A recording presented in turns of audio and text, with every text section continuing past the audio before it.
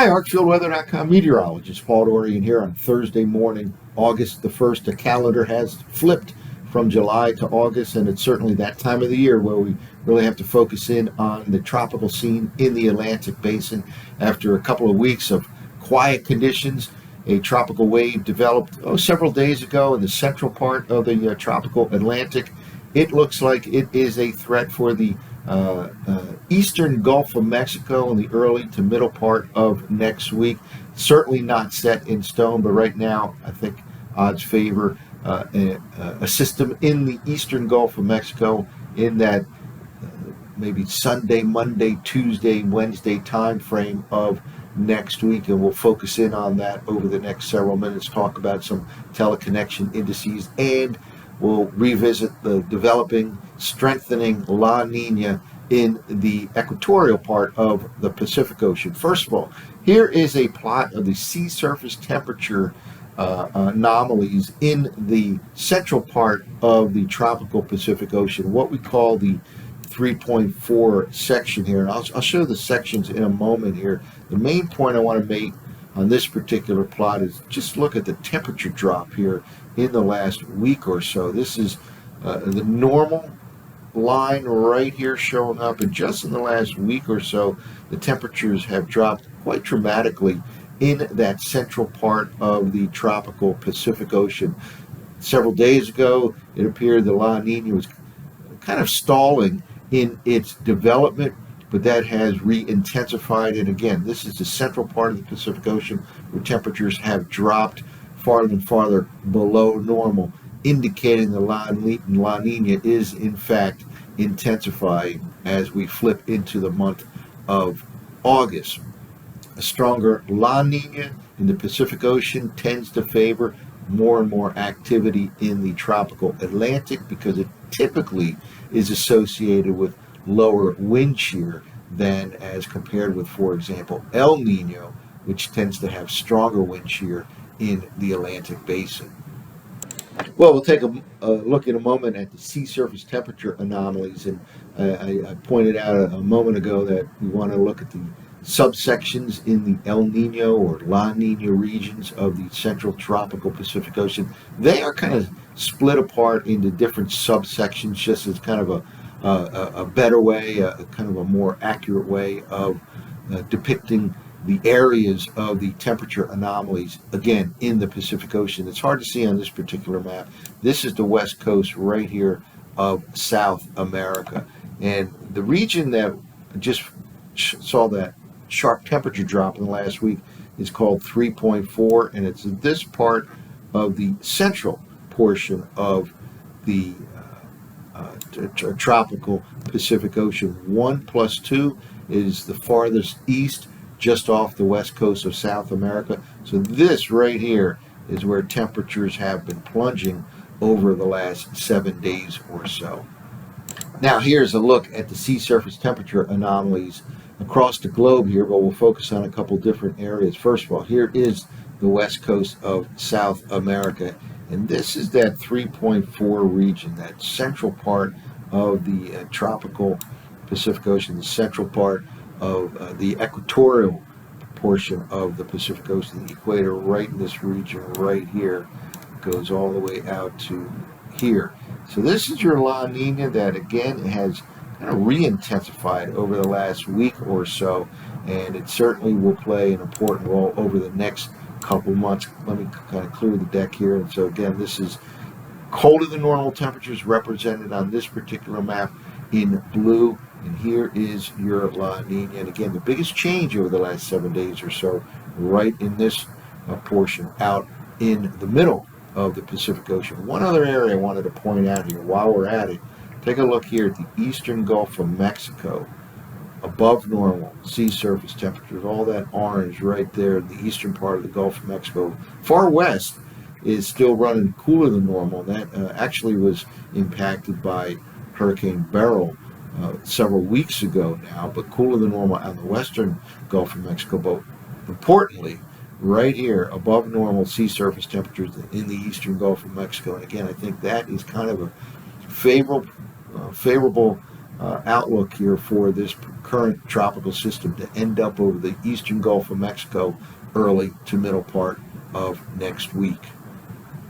Well, before we take a look at some computer forecast models with respect to that tropical system, and I want to show a couple here, the GFS as well as the Canadian model. I wanted to take a look at the teleconnection index known as the MJO, Madden Julian oscillation. This basically monitors the movement of a tropical disturbance right across the equator region, right across the tropical region around the globe, and depending on its particular phase in a given time of the year, it can throw some signals in terms of temperature and pressure patterns around the world.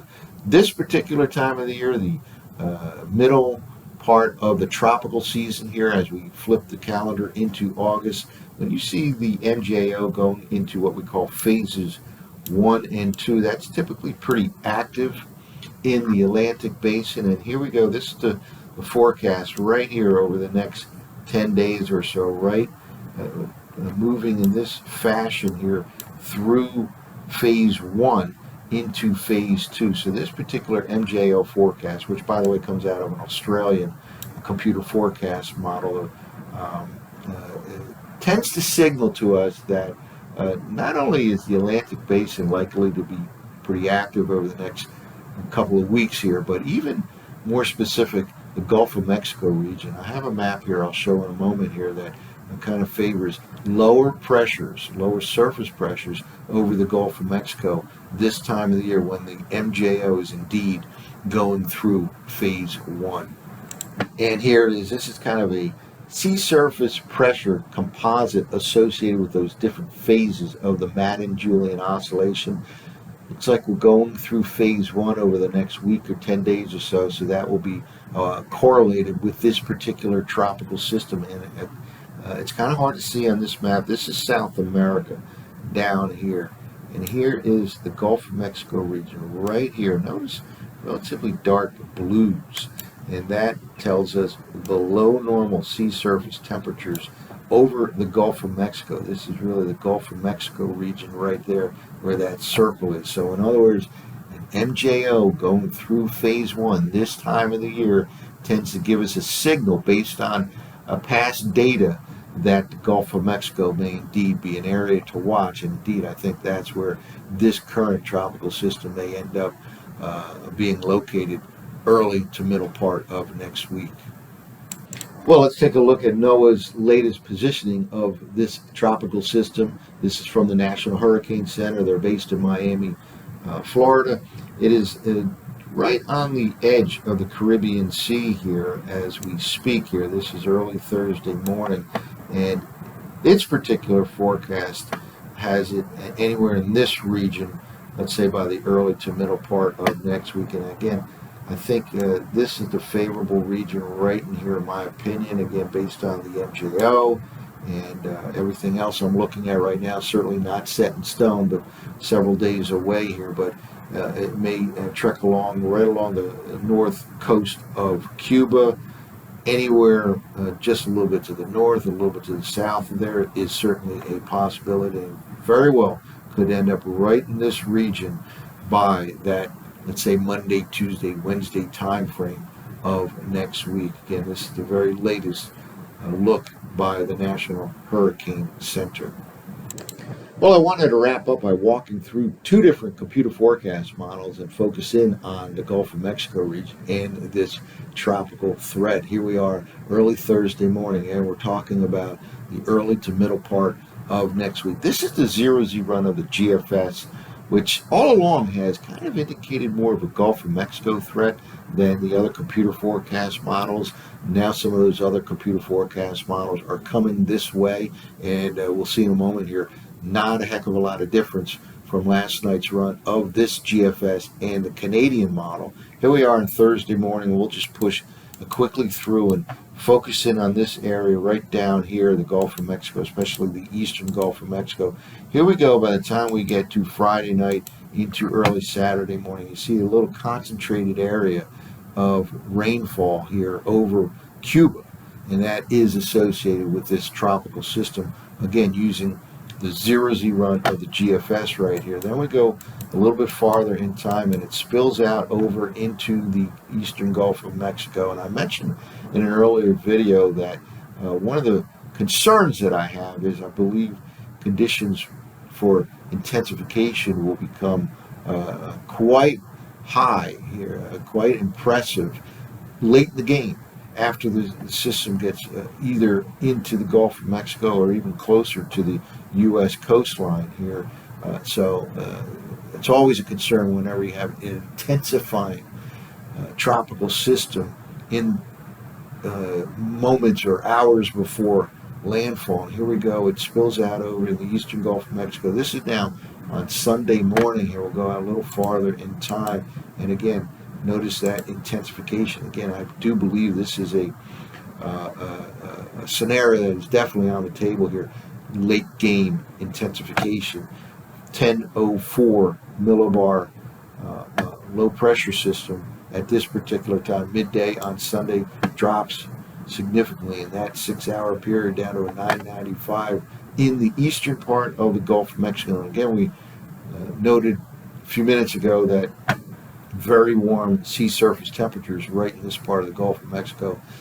Always warm this time of the year, but this is even warmer than normal in the eastern Gulf of Mexico in terms of those sea surface temperatures. That certainly is favorable for intensification. Here we go down to 991, and then it tends to slow down in this particular model run, 982 millibar system at this particular time here. Early next week, we're talking about Monday morning now, August 5th. Now, depending on where this sets up, potentially as a stalled out system, this could dump just tremendous amounts of rainfall on the Panhandle region of Florida. Certainly something that's on the table. This particular model run from GFS has it kind of stalling out here as a powerful hurricane right in this part of the northeastern Gulf of Mexico. This is going all the way out to next Wednesday. Now let's compare this to the Canadian model. And again, we'll just walk through the Canadian model, focus in on this region right here. This is beginning with Thursday morning forecast map, and then we're going into right here the Friday night time frame. This is about the same exact region that the GFS had this kind of a concentrated area of rainfall, indicating where that tropical system may be in the Friday night time frame, right over Cuba. And then, similar to the GFS, it spills out over into the eastern Gulf of Mexico by the time we get to the middle or second half of the upcoming weekend. This is the Sunday morning forecast map. So again, quite similar to the GFS. It puts that tropical system over Cuba and then spills out over into the eastern Gulf of Mexico. This is by Sunday morning. Again, very warm waters here that will aid in intensification. Let's move a little bit farther out in time, and again, similar to the GFS, and I do believe this is a very realistic scenario. Late game intensification. This drops from a 1003 millibar system all the way to 999 in that 6-hour period. Now we are looking at Sunday night time frame. Now there's a little difference in the two models from this point on. The GFS again kind of stalls out that potential hurricane right here near or over the Panhandle region of Florida. Canadian model tends to push it farther, quicker to the north and east and into the overland here over the southeastern PA by next Monday time frame. And indeed, if that happens, it'll obviously weaken once it moves over land, and then the Canadian model pushes it off to the north and east. Now at this time, it kind of loops around, slows down by the middle part of next week. So again, I think we're looking at a system that moves over Cuba by the weekend, and then it spills out over into the eastern Gulf of Mexico, let's say Sunday time frame, and then this is the area to really watch. Nothing is set in stone at this particular time, but right now odds are increasing for an eastern Gulf of Mexico system early to middle part of next week. Stay tuned. Later in the day, I'll have an updated posting on this at arcfieldweather.com. That's it for now. I'm meteorologist Paul Dorian.